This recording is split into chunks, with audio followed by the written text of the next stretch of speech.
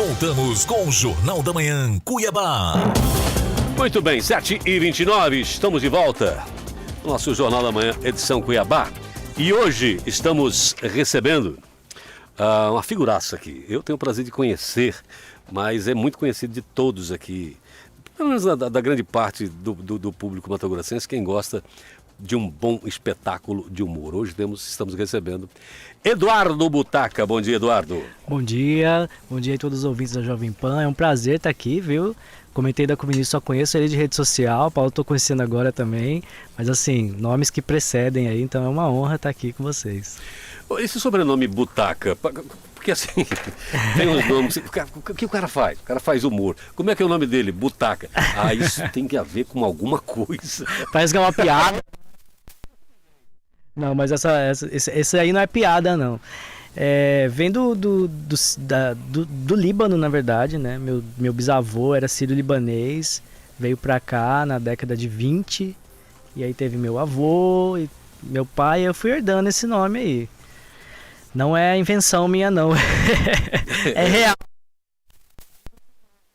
Bom, gente que tem essa ascendência, geralmente é um povo muito sério. Como é que você foi recebido na família? Assim, olha, quando revelou essa veia, olha, vou viver de humor. Como assim? Então, pelo menos olhando por parte da minha família, eles são muito sérios para os outros, mas em casa são piadistas. Eu já sou o contrário, né? Eu em casa sou sério e para os outros sou piadista. Eu só inverti a lógica, mas a natureza é a mesma. Como é que é esse... A gente já teve contato com outros e todos reclamam da mesma coisa. A gente, às vezes, quando não chega num ambiente que a gente não conhece, principalmente para dar uma entrevista, como, por exemplo, você não me conhecia e tal, eu vou chegar sorrindo porque é tudo que eles esperam que eu chegue lá com um bom humor, pelo menos, né? É pesado às vezes, que você levanta assim, às vezes caramba, não devia ter marcado isso, mas eu preciso ir. Assim, a questão da expectativa, né? Qualquer tipo de expectativa em torno de você acaba se tornando um peso se você não souber lidar, porque a gente, no fundo, não quer corresponder a expectativa nenhuma, né? A gente só quer existir, viver e fazer o que a gente quer. Mas assim, isso eu acho que todo profissional, né? Ninguém espera que, sei lá, uma professora dance funk. Então, assim, criam-se essas expectativas em cima de estereótipos, né, de rótulos, e você tem que corresponder a isso. E aí, as pessoas acabam descobrindo que eu sou tímido, assim, se eu sou abordado num ambiente que eu não conheço, por exemplo, uma festa que eu tô lá só pra ouvir a banda, não sei, e alguém chega assim, eu acompanho você. O CPF não foi o seu CPF que foi no show? Isso, eu tô ali só, né? E aí a pessoa chega e aí o meu constrangimento não é por estar sendo abordado nem nada, o meu constrangimento é o que ela espera que eu faça agora, sabe? Ela quer que eu conte uma piada, ela quer que eu faça dela. Começa a falar com ela como personagem. E aí é só nessa questão, assim, mas faz parte, né? Talvez para você seja mais fácil porque você, quando atua, tem uma vestimenta diferente, sim, etc. Sim. Diferente do Nico e do Lau, que você olha assim, tem pouca coisa. É só um chapéu, alguma coisinha não tem assim. Tanta caracterização, não tem né? Tanta caracterização. Para você talvez seja mais fácil, ou não? Isso conta muito. Não, para mim porque realmente acontece essa questão de estar ali, de certa forma, me protege, né? Aquela caracterização. É como se realmente eu fosse outra pessoa, né? Sou eu mesmo, mas eu tenho essa liberdade poética ali de fazer o que eu quiser, porque não sou eu. Vinícius. Bom, Eduardo, bom dia, seja muito bem-vindo, né? Bom dia, Vinícius. Já falei fora do ar aqui, é um prazer muito grande poder te entrevistar. Fico feliz, né, que você tem essa referência positiva a meu respeito. Que bom. Estou vendo que você é colega, né? Aqui a produção nos passou um mini currículo teu, aliás, um bom trabalho aqui da nossa produção. Um abraço pro Fred que fez. O Fred Mercury aí, o nosso, né? Ele fala que você só quer ter a conta do Fred Mercury, ele brinca aí, né? Um abraço pro Fred. E aí eu tô vendo que você tem a formação em comunicação também aqui pelo FMT, né? Sou bom, que bom. É como nós aqui, colegas, né? Aí. E aí, o que eu quero te perguntar? Muita gente desconfia do mercado de trabalho, né? A artista vai viver do quê, né? Como é que você vê essa questão da profissionalização, de quem realmente quer seguir, né? Sendo que no FMT hoje tem já artes cênicas, né? Lá na comunicação hoje já tem artes cênicas também, né? Tem cinema. Cinema, obrigado. Eu lembrava que tinha alguma coisa assim. Na Unemate agora tem teatro. É um curso tecnólogo de 2 anos.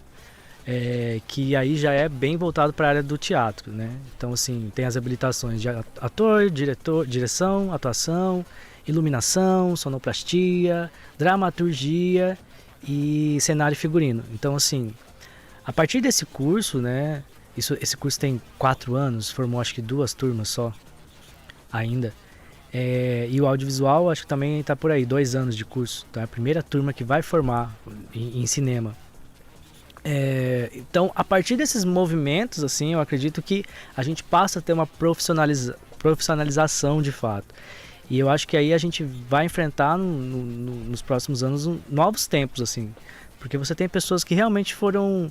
Porque você profissionalizar, você preparar aquele profissional, né? Dar as metodologias, os caminhos para ele dentro de um ensino regular ali. Você, além de estar criando um mercado de trabalho, você está formando plateia também, ensinando essas pessoas a formarem plateias para conseguirem apreciar uma obra, né? Seja ela teatro, seja ela uma exposição de arte, que eu acho que é o que falta muito, assim, né?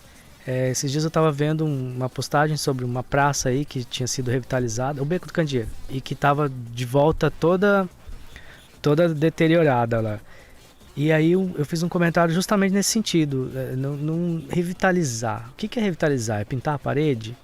Né? Se a gente não tiver uma política de ocupação de espaços, em que as pessoas criem ali um convívio social, em que tenha um motivo para ir naquela praça, né? E aí entra os artistas. Né? Esses espaços têm que estar sendo usados por apresentação teatral, musical, de dança, de audiovisual, de artes plásticas.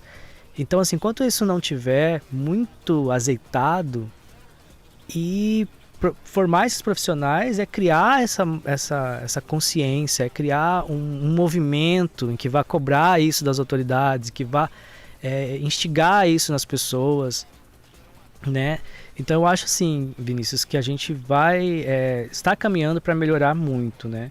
Eu venho de um trabalho inicialmente amador, porque fazia por amor mesmo, no sentido mais primordial da palavra, e depois eu fui buscar a profissionalização. Você chegou querendo dirigir, né? Cheguei. Antes de ser ator, você queria dirigir, não foi isso? Foi isso mesmo. O Gilberto Nasser, que é radialista, entre outras coisas, né? Que te disse, não, peraí, o rapaz aí, se ele quiser dirigir, ele vai ter que, pelo menos, saber o que ele está fazendo. Ele vai ter sabendo, hein, Paulo? o Google é uma mãe, cara. Foi o Google, achei que foi o próprio Nossa, Gilberto que tinha contado isso. Não, faz tempo que eu não vejo o Gilberto, um abraço para ele, onde estiver. Grande por aí. Gilberto, Tá sempre por aí. Até você chegar, né? Porque quando você está chegando, chegou como diretor, né? Aí chega alguém e fala, não, ô amigo, peraí, desce daí, vem cá, vem aqui pra arena, vamos... E eu fiquei revoltado na época. Não gostei. E chegar, que foi o início, né? Que te deu essa possibilidade de um caminho que você não tinha traçado. Exatamente. Que você não tinha sequer imaginado, a tua ideia era totalmente diferente. Como é que esses personagens foram saindo daí? Alguém colocou para você alguma coisa que você fez um laboratório e conseguiu desenvolver? Ou um belo dia você levantou e a Penélope já estava lá? Fala na Penélope porque você faz vários, mas é a mais famosa. Então, o mais famoso personagem. Esse processo de fazer teatro, né? Comecei lá com o Gilberto Nasser, no pessoal do Ânima, na Escola Técnica. Esse processo de fazer oficinas de teatro permite você explorar as suas potencialidades, né? Então a gente faz muita oficina, exercícios de improvisação, muitos exercícios de criação mesmo de personagem, de esquetes e tal. Então você não fica refém do texto, porque qual que era a visão que eu tinha inicialmente? Que vão me dar um texto, um personagem. O personagem é uma professora que chega e dá aula. Então eu fico ali limitado. E quando eu me torno ali um ator criador, que eu passo a criar, eu não fico esperando um texto, e aí eu vejo as possibilidades, aí meu horizonte de possibilidades se amplia, e eu começo a perceber que tudo pode ser um personagem, sabe? Eu posso sair daqui e fazer um radialista, entendeu? Não põe nome, por favor. Um locutor chamado Não faça isso. Não faça isso. A Penélope nasceu na sala de aula, né? Foi na sala de aula. Como é que falava a tua professora? que deu para ela o jeito de conversar?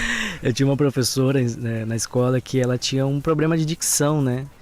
Todo mundo achava engraçado o jeito que ela falava, mas ninguém conseguia identificar o que tinha de tão especial no jeito que ela falava. O que tornava diferente aquilo? Então, eu percebi que ela trocava o D pelo T e o B de bola por D de dado.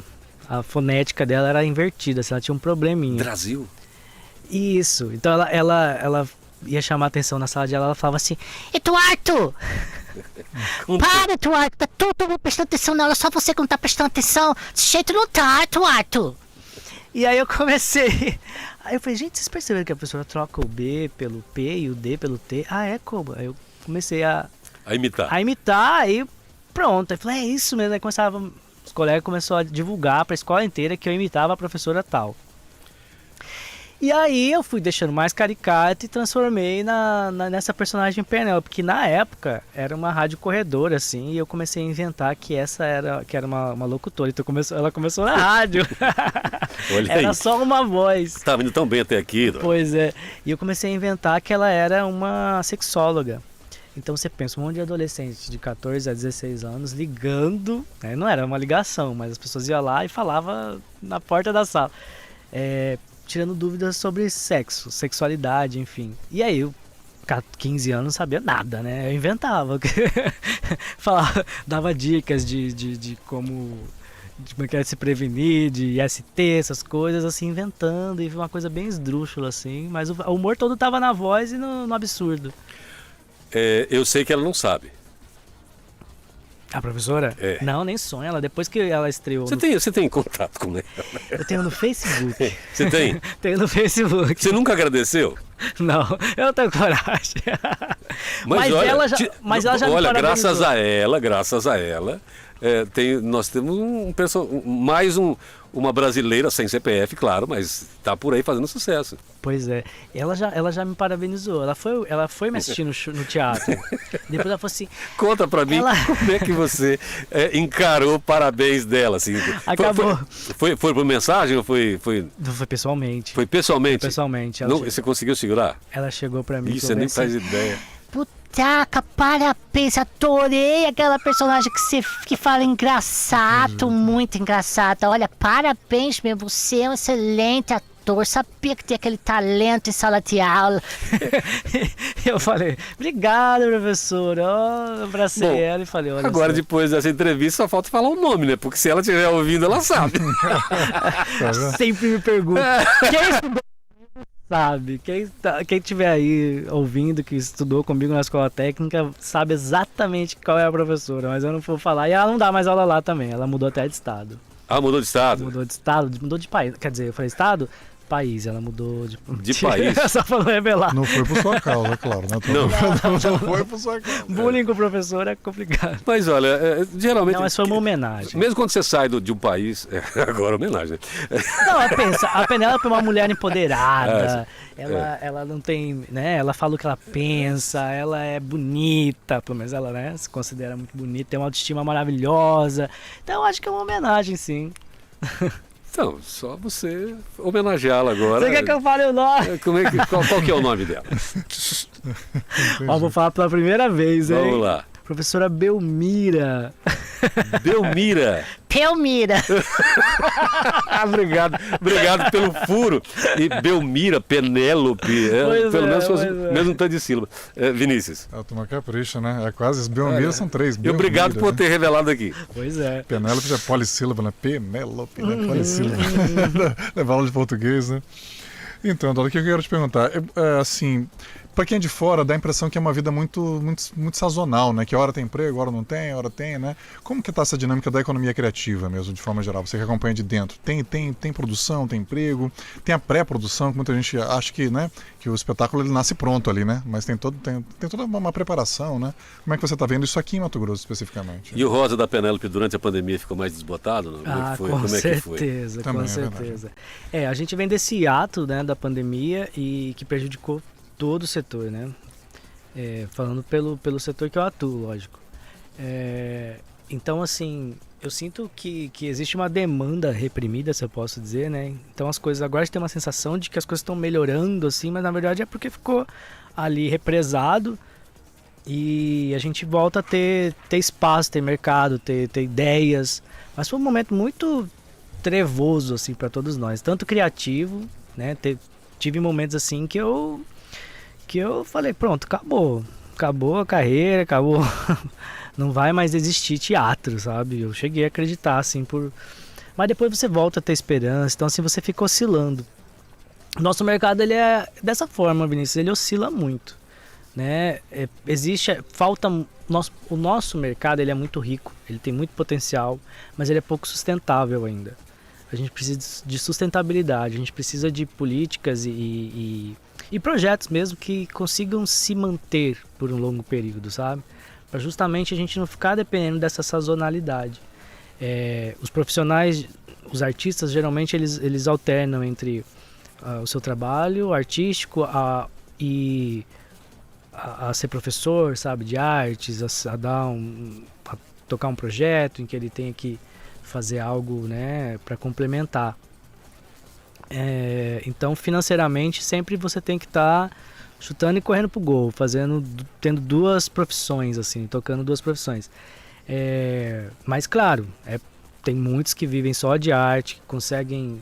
Geralmente são esses que conseguem administrar melhor, né? Viram empreendedores, assim, da sua própria arte, né? Conseguem auxiliar os projetos e circular, né, com seus espetáculos, conseguem ler, interpretar, se inscrever em editais, porque, né, tem muitos editais por aí, mas a gente ainda carece de profissionais para fazer essa ponte entre o artista e o acesso aos recursos, né? A gente carece ainda de linhas de crédito. Então a gente vê falar muito sobre linha de crédito para o pequeno negócio, para aquilo. Pede financiamento, ela é piada, né? Pois é, só que assim, eles não entendem ainda que eu sou um pequeno negócio. Não vem como um negócio, né? Exatamente, só que se os bancos, enfim... Você fala pequeno negócio, no caso, só pela sua minha estatura. Pequenas empresas, grandes negócios. No período da pandemia... sempre quando o artista está recluso, se ele estiver tranquilo que eu falo, psicologicamente, é um momento até ímpar para você produzir. Uhum. Né? É evidente que na pandemia não teve gente tranquila, porque você tinha ameaça da própria vida. Né? Você estava correndo risco ali, né? Perdemos muitas pessoas próximas, etc. E tal. Uhum. Então era uma ameaça real. Né? A gente se sentia o tempo todo em risco, né? Fora a questão financeira, que tem gente que tem um lastro de família, etc. Tal, e tem gente que não tem, que ele é o provedor. E aí, numa situação dessa em que você está com a vida em risco, que você não tem um lastro para te segurar naquele período, a produção de uma pessoa é o quê? É insônia. Né? Você vai produzir insônia e outras coisas, estresse, etc. e tal. Nesse período você conseguiu fazer alguma coisa ou não também? Consegui. Assim, eu não sou o otimista que diz assim, nossa, que ótimo, transformei numa limonada, sabe, a pandemia. Não, eu achei que foi péssimo. Eu gostaria muito que nunca tivesse, né?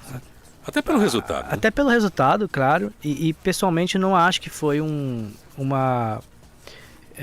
momento para eu, né, incubar e criar grandes ideias. Não, para mim foi bem terrível, assim. Mas, assim, foi desafiador. Eu, durante a pandemia, eu e o Thiago Mourão, a gente criou o Crit News, que eram lives onde a gente fazia um resumo das notícias mais cretinas da semana. Então, assim, Penélope e Chodito, personagem do Thiago, a gente lia as notícias mais cretinas. Você lembra de alguma notícia específica? Uma notícia cretina? Cretina daquela época. Lembro, tinha várias, né? Assim, a realidade, ela tá bem mais engraçada, se você parar pra pensar. Então, assim, a gente tinha muito material. A gente tinha que fazer uma curadoria pra escolher. Não, a gente vai ler só essas. Mas assim, deixa eu ver o que eu lembro. Eu só lembro de sacanagem. Eu lembro um filme pornô que passou na recepção de um postinho de saúde. Não sei porque entrou lá o vídeo e passou. Acho que ficava passando ligado na internet, a TV. Alguém imaginou que era que vive lascando com a gente. Olha aí. Isso, Filmar. Aí foi notícia no Brasil inteiro e tal. Teve notícia do... não, tinha muita coisa. Ontem, acho que foi ontem, teve um Porsche que foi rebocado. Porque o cara estacionou no lugar proibido. Você viu essa parada? Um Porsche. Um Porsche. O cara tem um Porsche e não tem 10 reais pra pagar no estacionamento. Puta, não tá fácil pra ninguém, né? Não tá fácil pra ninguém. Mas olha, você vê isso, vendo pelo lado do humor, você encararia isso como alguém que quis economizar 10 reais, né? Tem dinheiro para pagar um Porsche, mas não tem para pagar 10 reais, ou você veria como alguém que acha que seguir leis de trânsito é para quem tem Corsa? Que ótimo, amei. Eu acho que ele acha que lei de trânsito é pra quem tem Corsa. Assim como o cara que tem uma caminhonete muito alta, ele acha que ele pode trancar o cruzamento. Passar né? por cima. E você que tá embaixo. E durante a pandemia também, eu criei um curta que acabou me dando 2 prêmios internacionais. Então vamos lá, 7h50 já, estamos no final. Então, para a gente aproveitar bem para a sua conta bancária, você ter lá um up, vamos colaborar aqui. Primeiro fale dos seus prêmios e depois do que você tem produzido e quando estreia e o que tem pela frente. Bom, Celeste, meu curta-metragem, que é o primeiro de não humor que eu faço. E foi premiado, ganhei o prêmio de melhor... Você está querendo ser levado a sério? Né? Eu tentei ser levado a sério. Não, mas eu tenho espetáculo de poesia também. Eu consigo dar uma alternada, assim. Eu nunca ia aparecer de branco, que eu faço com o músico João Reis. A gente ainda está num recesso aqui, mas a gente volta em breve, né? Tá ali minha produtora, Laura, que ajuda a gente. E Celeste foi justamente sobre essa vivência do artista durante o isolamento social. Então conta a história de uma artista transformista que tem que se adaptar às lives, só que ela não tem público, ela não tem audiência. Então essa questão de você ficar preso aos números, aos views, né, e você reduzir o seu trabalho artístico, toda a sua história ao número de visualização também é muito triste. Então o curta fala sobre isso. E eu ganhei o prêmio de melhor ator em filme LGBTQIA+, no Festival de Nova York. E na Índia, melhor filme LGBT. Então assim, fiquei bem feliz porque realmente era uma coisa totalmente fora do que eu estava acostumado a fazer. E foi baseado em registros da pandemia. Eu fui registrando áudios, né, no celular de coisas que eu via. Tinha um pouco de autoficção, mas era também inspirado em lives que eu entro. Tipo, você vê um cara lá, um puta músico e tal, o cara que eu admiro, você entra na live dele, tinha 2 pessoas assistindo, sabe? Isso era tão triste, sabe? É claro que a gente não pode usar isso como um parâmetro, mas acaba sendo, né? Você tá tocando pra ninguém. E ela fala, no curta Celeste fala isso. Pelo menos era a distância, né? Não é tão constrangedor de estar as 2 pessoas na sua frente. E aquilo tá exposto, né? Aquele número tá exposto ali, ó, na sua cara. Enfim, então teve Celeste, que tá disponível nas minhas redes sociais, @EduardoButaca, com 2K. E agora eu tô me preparando para estrear na próxima semana, se tudo der certo, o Sem Contexto, que são quadros de humor nas minhas redes também, que eu vou trabalhar desde temas políticos a temas do cotidiano e a temas sem sentido também, porque eu gosto dessa liberdade para não ter sentido. Semana que vem? Semana que vem, Sem Contexto aí, nas minhas redes. Né? Quem sabe a gente não vem só procurar parar. Não tem outro com esse nome. Só procurar nas redes sociais, Eduardo Butaca. É só colocar Butaca aparece, né? Porque... Vai aparecer uns parentes meus aí. Aparece também? Tem mais? Não vale a pena seguir aí não. Mentira, gente. Tem a Butaca. Amo minha família. Vi, né? Tem a Butaca. Tem outro nome de origem libanesa. Não siga o Butaca errado. Não siga o Butaca errado. Tá aí, ó, dá o nome do espetáculo. Não siga o Butaca errado. Como argumento de venda, de chamariz aqui para que as pessoas acessem, eu acho que posso falar tranquilamente sobre isso, porque na minha idade, né, a gente vai ficando calvo, né? É bom, na minha idade eu já tô, né? Pois é, era isso que eu queria falar, porque às vezes o cara tem um fiozinho de cabelo, só fala, eu tô ficando calvo, ele já tá careca faz tempo. Eu estou ficando calvo. Mas o arrecadado já dá para fazer um implantezinho, não? Ou é parte do próximo? Se eu te falar que eu já fiz, já tem mais de 10 anos. Eu ia perguntar, chegando ou tá indo? Tá indo, na verdade, tem 10 anos. Eu tive Quantos anos você tem? Eu tenho 36. 36 anos. Eu tenho alopécia desde muito novo, então... Enfim. Mas também agora não é mais uma questão. Quando eu era muito novo, era. Agora não. Quando você só era um, né? Quando eu só era um, agora eu posso ser vários. Você pode ser vários. 7h54, quero agradecer. Primeiro, prazer conhecê-lo. Vou passar a seguir. Opa, vai ser uma honra.